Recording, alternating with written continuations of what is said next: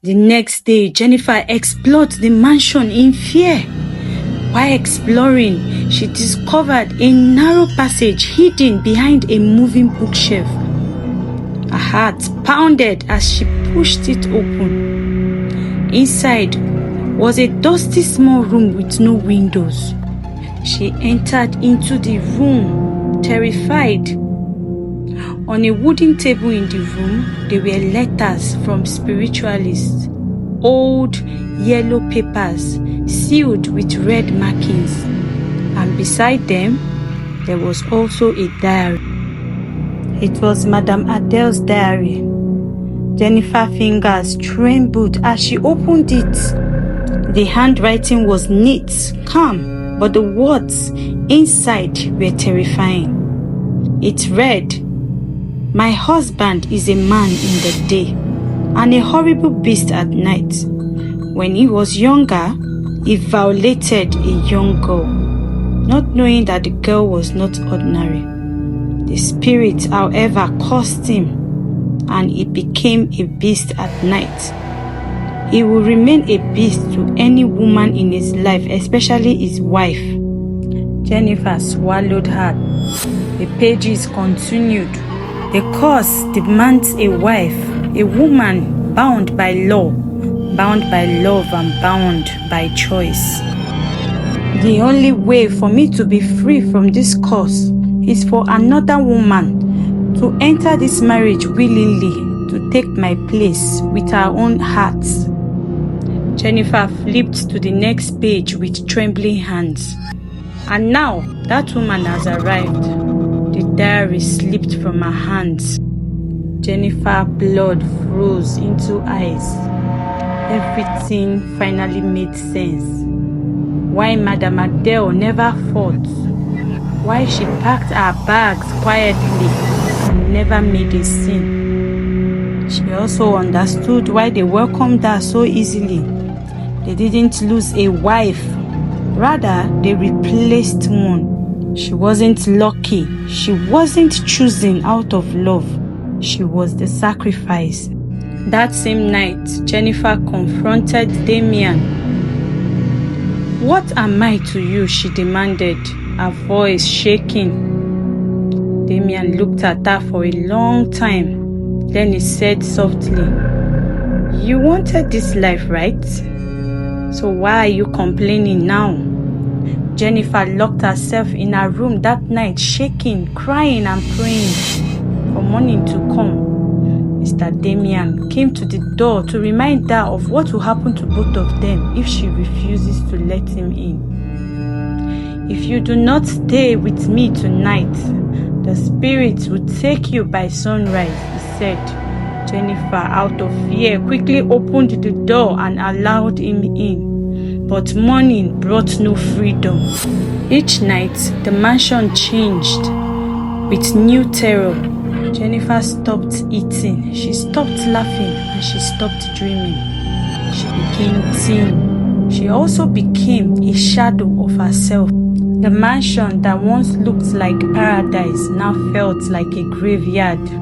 There were no gifts, like how Mr. Damien would spoil Madame Adele with luxury gifts and trips. No soft words, no luxury of any kind. Only pain, fear, and silence. Then one morning, she noticed strange marks forming on her skin. It was not wounds, no bruises. They were symbols slowly appearing. The spirits were claiming her already. In desperation, Jennifer ran to the gates one afternoon. She packed a small bag and pushed through the compound wall. The moment she stepped outside, her body froze. Her legs locked, her tongue went numb. She couldn't scream. A voice whispered behind her, "Those who enter willingly cannot leave unwillingly."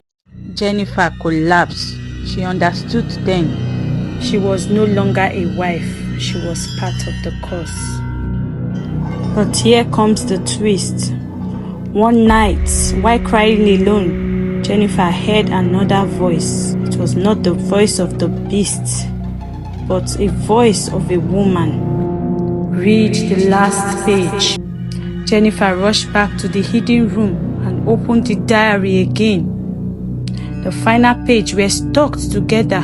She forced them open, and a word shattered.